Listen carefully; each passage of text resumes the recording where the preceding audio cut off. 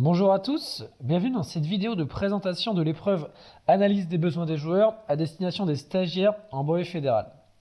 Toutes les informations que je vais vous donner dans cette vidéo, vous allez pouvoir les retrouver dans votre livret de formation qui vous a été remis par votre formateur, notamment à la page modalité d'évaluation certificative.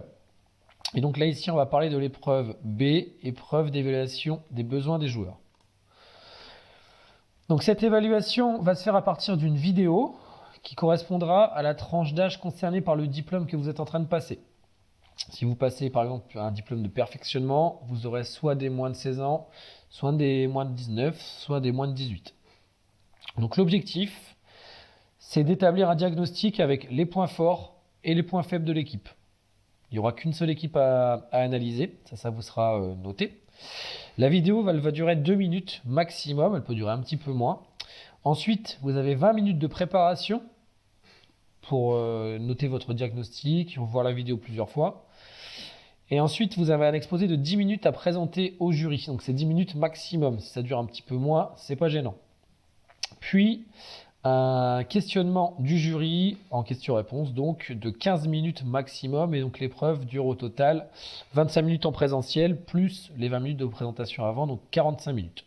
Donc ça, c'était l'épreuve quand on l'a passée en présentiel, et là on l'a un petit peu adapté pour la passer en visioconférence. Donc je vous présente le nouveau protocole, vous allez voir il n'y a pas beaucoup de différence.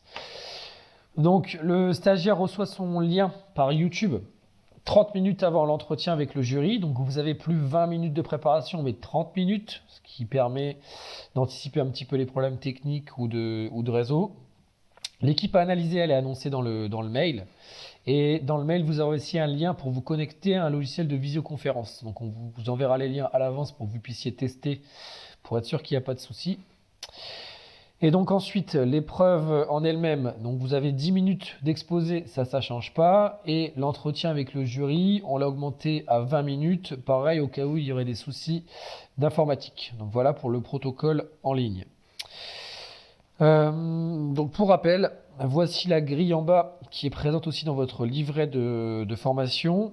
Et au-dessus, il y a une trame donc pour vous aider à analyser l'équipe qui vous sera proposée.